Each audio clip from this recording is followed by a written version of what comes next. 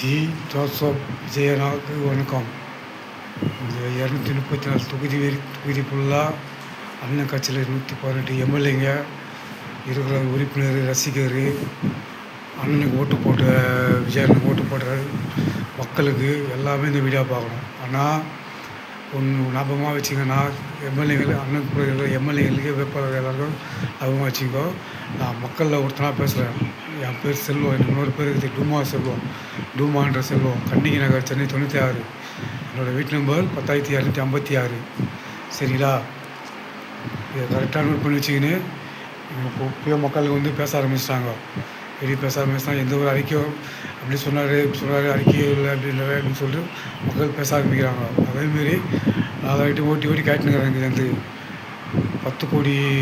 10 லட்சம் கோடி டெபாசிட்டில் இருக்குது, கடனில் இருக்குது, கஜனா பெட்டி காலியாகுது.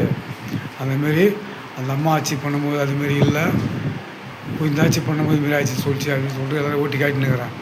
இன்னொன்று, நீங்கள் வந்து வருஷத்துக்கு 365 நாள் இருக்குது. நான் வீடியோ உங்களுக்கு போட்டு தான் இருப்பேன்.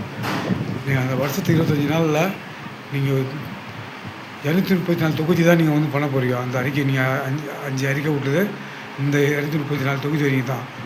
அது வருஷத்துக்கு 365 நாள். அதில் வந்து ஒரு இடம் ஒரு நாளைக்கு ஒரு தொகுதி.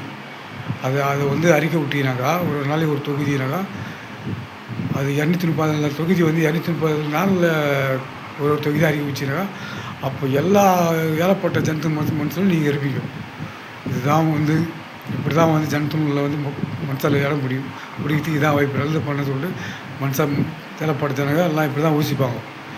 நீங்கள் மொத்தமாக ஒரே டைமில் போட்டு விட்டீங்கன்னு வச்சுக்கா, ஒரு நாள் நீங்கள் வாங்கி போகிறாங்க. இப்போ அதுக்கப்புறம் வாங்கி போட்டு அதுக்கப்புறம் ஒரு வருஷத்தில் உங்களை நீங்கள் நினைக்க மாட்டாங்க, மறந்துடுவாங்க.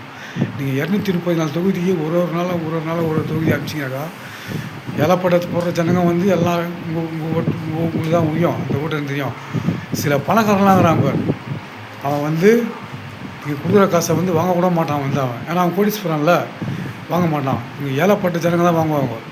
புரியுதுங்களா? இங்கே இருக்கிற ஏழப்பட்ட ஜனங்க யாரும் போதா இந்த கண்ணகி நகர், இந்த வேல் நகர், அதுக்கப்புறம் செம்மஞ்சேரி, பெரும்பாக்கம், வடச்சென்னை, மற்ற சென்னை, தென் சென்னை, இந்த 3 நாளுங்க ஃபுல்லாக தொகுதி ஃபுல்லாக இங்கே தான் இருக்கிறாங்க. நாளுங்க ஃபுல்லாக இவங்களுக்கு நீங்கள் நல்லது பண்ணாலுமே அவங்க எந்தெந்த ஏரியாவிலேருந்து வந்தாங்க, அவங்க வந்து அந்தந்த ஏரியாவுக்கு என்ன பண்ணால் ஃபோன் பண்ணி சொல்லுவாங்க. இதேமாரி அந்த ஊருக்கு நாங்கள் போனோம், தொகுதியிலேருந்து எங்களை வந்து விஜயனை வந்து நாங்கள் ஓட்டு போட்டுது, எங்களுக்கு இது மாதிரிலாம் பண்ணுறாரு, நல்லது பண்ணுறாரு அப்படின்னு சொல்லிட்டு அவங்கள வந்து தீச்சி விட்டு அங்கே ஓட்டு மாதிரி அவங்களுக்கு ஓட்டு வந்து அங்கே போயிருக்கப்ப அதை வந்து நான் ட்ரான்ஸ்ஃபர் பண்ணி இங்கே அரசில் மாற்றுறதுக்கு வாய்ப்பு இருக்குது. கண்டிப்பாக அதுமாரி பண்ணால் அதுமாரி மாற்றுவாங்க. அதுதான் வந்து அரசியல் வந்து இப்படி தான் பண்ணுவாங்க. எல்லாமே வந்து சில பேர் சொல்கிறாங்க, இப்போ தான் அரசியல் வந்துக்கிறாரு, சினிமா சொல்லுவார் நடிச்சுட்டு இப்போ தான் வந்துக்கிறாரு அப்படின்னு சொல்லிட்டு சில பேர் சொல்கிறாங்க. ஆனால் எனக்கு தெரியும், நீங்கள் வந்து ஒரு யோசனை பண்ணி ஒரு இது தைரியமாக பேசுகிறீங்கனாக்கா, நான் அப்பயே நான் கண்டுபிடிச்சேன் உங்களை. நீங்கள் வந்து எல்லாத்தையும் முடிவு பண்ணி தான் இது சிஎம் சீட்டை பிடிக்கும்னு சொல்லிட்டு உட்காரிங்கன்னு சொல்லிட்டு நான் ஐடியாவை நான் கண்டுபிடிச்சேன். அதேமாரி உங்களை 6 மாதம் வரைக்கும் தான் வந்து அந்த 6 மாதம் வரைக்கும் தான் உங்களை இது பண்ணிக்கலாம் சொல்லிட்டு ஒரு மெசேஜ் வந்தது. அதையும் நான் கேட்டு சேவ் பண்ணி வச்சுக்கிறேன். இதா நீங்கள் நல்லது பண்ணுறதெல்லாம் வந்து நான் வெளியே விடுவேன். உங்கள் மேலே அவனை கெட்டவனா தவறாக சொல்கிறான், அதை வந்து டில்ட்டு பண்ணிடுவேன். அதேமாரி இன்னொருத்தவங்க நேற்று ஒரு டிவி பார்க்குறேன், செந்தில் அது பேர் செந்திலோ எதுன்னு சொன்னாங்க, நல்ல பேர் கூட ஒருத்தர் சரக்கு ஏற்றுன்னு வந்து மாட்டி தான் சொல்லி அதையும் அது பெங்களூரில் போய் குடி வண்டி தானே, இங்கே என்னத்து வாங்கி போடணும். அது வந்து நீங்கள் குடிக்கிறதுக்கா இல்லை விஜய்காரன் குடிக்கிறதுக்கு கொடுத்து வாங்கி போயிருக்கா அப்படின்ற மாதிரி பேச்சு அடிப்படுது. அது ஒருத்தர் வீடியோவில் போட்டாக்கா அது வந்து எல்லாருக்கும் பரவிடும். இதில் நாட்டு மக்களை மனசுல நினைக்கிறேன்னாக்கா, அந்த எம்ஜிஆர் ஐயா அப்படி இருந்தார். எம்ஜிஆர் சார் வந்து அவரும் ஷூட்டிங் நடிச்சுட்டு அதுக்கப்புறம் தான் அவரும் சிஎம் ஆகினார். அந்த ஜெயலலிதாவும் ஷூட்டிங் நடிச்சுட்டு அதுக்கப்புறம் தான் வந்து முதலமைச்சர் ஆகினாங்க. எல்லாமே படத்தில் நடிச்சவங்க தான். அந்த படத்தில் நடிச்சவங்க தான் இப்போ நடிகர் எல்லாமே சிஎம். இவர் முகசாமி சார் இருக்கிறார். நேற்று வந்து அவங்க சால்வா போட்டார், நன்றி தெரிவித்து போடுறாரு. அவருக்கு ஷூட்டிங்கில் நடிச்சிட்டார் வந்தவர். அவன் பையன் நடிச்சார், உதயநிதி ஸ்டாலின் வந்து நடிச்சார். வருதான் அவங்க பையன் படத்தெல்லாம் நான் பார்த்துக்கிறேன். நான் அவர் ஃபுல்லாக காமெடி படம் தான் நடிப்பார். ஹீரோ படம்லாம் அடிக்க மாட்டார் வந்தவர். நான் ஹீரோ படம் வச்சு ஒரு படம் நான் பார்த்ததில்ல வந்தவர். ஃபுல்லாக காமெடி படம் கூட சந்தானம் இருப்பான், நடிகர் சந்தானம் அவன் இருப்பான். அந்தமாதிரி படம் தான் வச்சுக்கிறார். ஆனால் நீங்கள் நடித்த படம் இல்லாமல் வந்து கருத்துள்ள படம் மக்களுக்கோசம் படத்தை தான் நீங்கள் வச்சுக்கிறீங்க. தமிழன் ஒரு படம், அதுக்கப்புறம் வந்து நிறைய படம் நான் பார்த்துறேன் நான். நீங்கள் நடிச்ச படத்த. அவங்களோட நல்ல இவன் வந்து விஜய் கீதி ஒரு படம், அந்த படம் அதில் மக்கள்லாம் நீங்கள் விஜய் கீதியில் வந்து நீங்கள் செத்துருவீங்க, செத்தா மாரி அது சினிமா போயாண்டி அப்போ ஊர் மக்களே எல்லாம் வேண்டுவாங்க. அதை பார்த்து நான் பண்ண ரவுடியோ வந்து அந்த திருந்தி அவனும் குரல் கொடுப்பான். சாரதி சாப்பிட மாட்டான், உயிரோட தான் வா அப்படின்னு சொல்லிட்டு அவன் குரல் கொடுப்பான். இந்த மாதிரிலாம் நான் படத்தை பார்த்து உங்களோட படத்தை பாடுது. அதனால தான் நான் பண்ணேன். நான் வந்து உங்களுக்கு சப்போர்ட் பண்ண ஆரம்பித்தேன். மக்களில் ஒருத்தனாக ஆகணும்.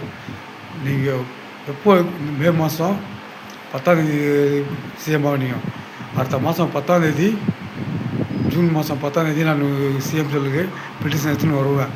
எங்கள் அம்மா பணம் செத்து போனாங்க. எங்கள் அம்மா அவங்களோட பணம் அது உங்கள் மூலிமா ஒன்று நீங்கள் வாங்கி கொடுத்தாலும் சரி தான், இல்லை முன்னால் முதலமைச்சர் எங்கள் அம்மா பண்ணிட்ட ஹெச்ஆர் கொல்ல அவர் ஹெச்ஆர் அவங்க ஆட்சி தானே எங்கள் அம்மா செத்தாங்க. அவர் ஓட்டு போட்டு நானும் அவர் ஓட்டு போட்டு அதனால தான் எங்கள் அம்மா செத்தாங்க, எங்கள் தம்பி செத்தான். அந்த வருத்தத்தில் எங்கள் சித்தப்பா செத்தார். இந்த கட்சியில் நாங்கள் ஊரில் வளர்த்து விடுவோம். எங்களை பள்ளிக்கடை ஆகிட்டு நீங்கள் வந்து சுகதனமாக வீட்டில் தூங்கணும்.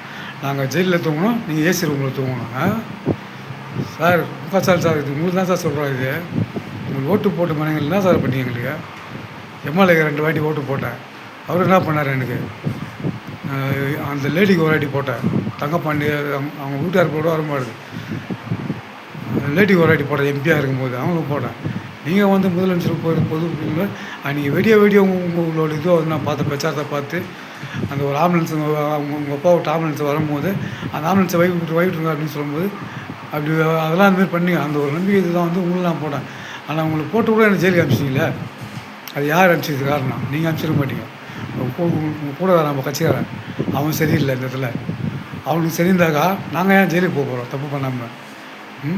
அவனுக்கு சம்பாதிக்கிறதுக்கு எங்களை பள்ளிக்கடை ஆகிறானுங்க. இப்போ போலீஸ் அவங்களுக்கு போய் சொல்லி எங்களை பள்ளிக்கடை ஆக சொல்ல பார்க்கலாம்.